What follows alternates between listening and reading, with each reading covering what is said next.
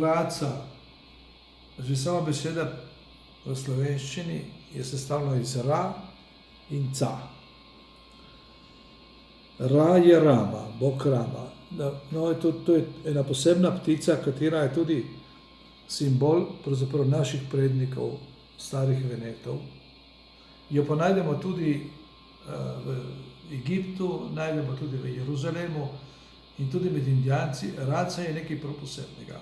Moj ded Nono Siljo je tako spoštoval race, jih je gojil oziroma jih je skrbel za njih, mi smo pa mogli nabirati na Vipave žnjeke, to so školjke, da so one to jedle, ker je to bil en prav simbol.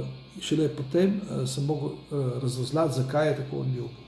Ona je popolnoma svobodna in sledi svojemu nagonu oziroma je svoboden tako, kot mora biti človek. Če človek ni svoboden, se ne more razvijati v rajsko ptico, v ptico, ki ji simbolizira v obliki tudi garude, to se pravi grudna.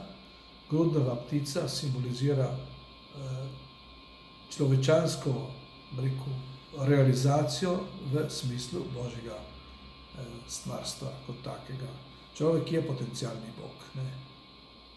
To že vemo iz vseh kulturnih dediščin, ki jih poznamo, in tudi v naših koreninah je to zapisano. Tako da človek mora biti svoboden. Tudi v samostojni Sloveniji bi moral biti svoboden. Brez primesi, brez zadržkov, brez, ker kot maloštevilčen slovenski narod sploh ne rabi drugega kot svobodo.